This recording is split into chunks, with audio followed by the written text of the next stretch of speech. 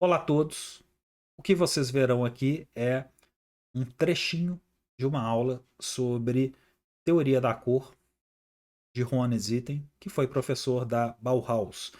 É uma explicação muito importante, porque trata-se de um fato histórico, né, de uma metodologia descrita em sua obra, nos seus livros, né, do Juan Zitten, e também é uma referência importante para qualquer professor que vá lecionar teoria da cor e também qualquer estudante de arte, de design, de arquitetura que esteja trabalhando com a teoria das cores. Independente das crenças, da ideologia, da percepção religiosa de Juan Zitten, é um exercício que é atemporal.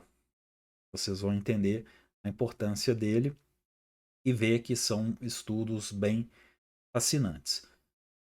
Todo o curso de teoria da cor, na história, a relação da cor com a história, com a filosofia, está presente aqui no meu curso Cor, Fundamentos Artísticos e Estéticos nas Artes Plásticas. Venha conhecer, faça os 7 dias gratuitos pelo Hotmart e espero vocês como meus alunos. São aulas que estarão sendo atualizadas, né, conforme a necessidade, além de um material completo em PDF, que também irá, passo a passo, capítulo a capítulo, deixar isso mais claro, além dos vídeos, né, junto com a leitura e também a bibliografia. Então, espero vocês. Até mais. E aí tem nos coloca os esquemas harmônicos, que são tríades ou esquemas quaternários de cores, ou muito usados em composições artísticas para definir vestuário, peças, qual roupa usar, ou então definir ambientes com cor da parede, com mobiliário, e pode ser definido entre cores primárias, cores secundárias, cores terciárias, cores análogas opostas a uma complementar, né? Enfim, um jogo de cores perto de uma analogia que se opõe também a um par de cores análogas, né?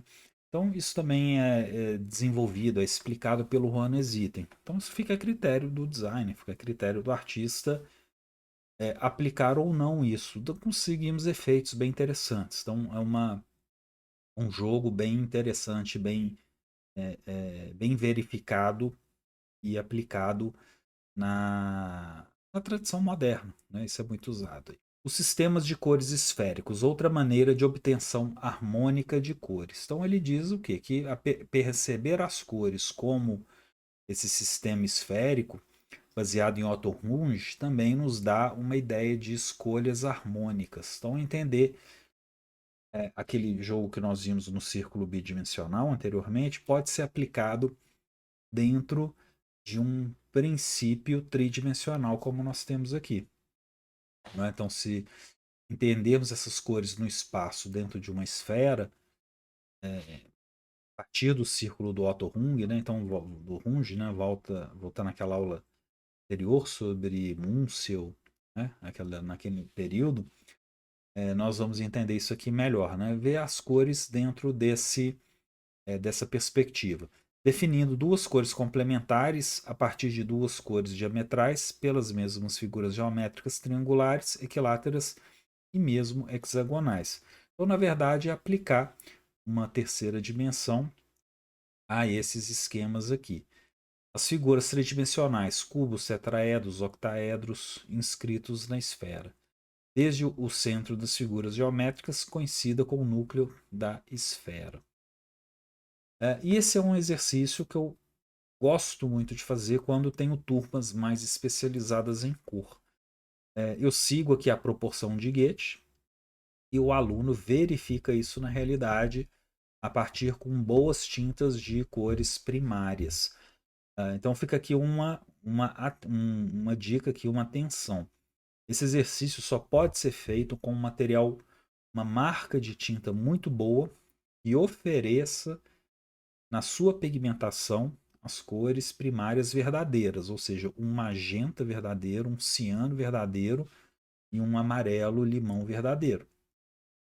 Porque existem marcas no mercado que não vão te entregar um magenta verdadeiro como um magenta, né? Assim como o ciano, assim como o amarelo. Mas é mais comum no magenta, mais comum no ciano.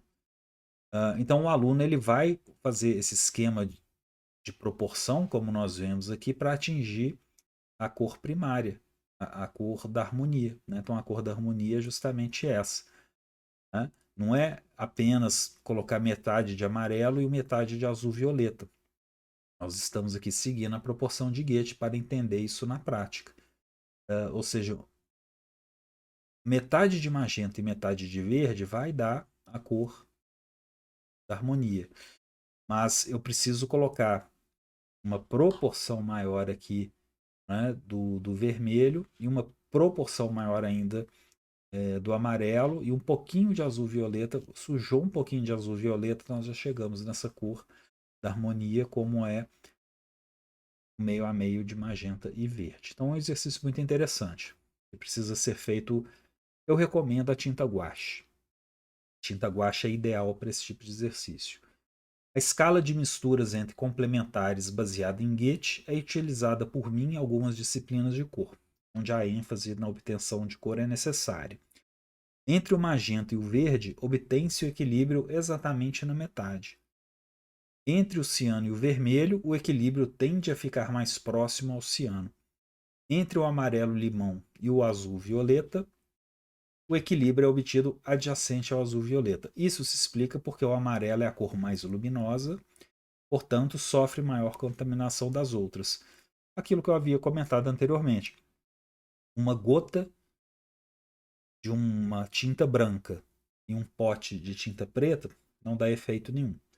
Mas uma gota de preto em um pote de tinta branca já é suficiente para sujar aquela tinta branca e começa a ficar acinzentada. Então aqui é uma aplicação na mistura de cores complementares para entender a, a proporção de Goethe, uma outra forma. Utilizando o computador, fica fácil perceber como cinzas intermediários se igualam. Veja que, nas escalas de mistura de complementares, as escalas percorrem diametralmente o centro do círculo de misturas de cores. Então aqui é um,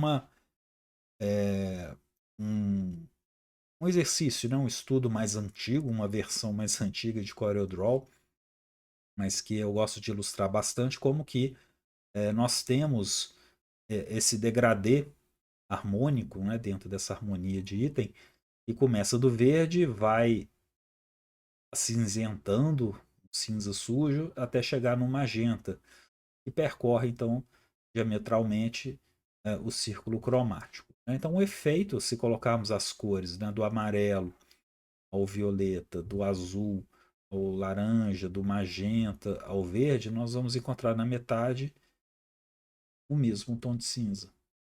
Esse cinza da harmonia. É o cinza da harmonia que fala o Rony Zitten, o cinza da harmonia que falam lá os impressionistas. Então temos aqui mais uma comprovação através do computador de uma outra forma.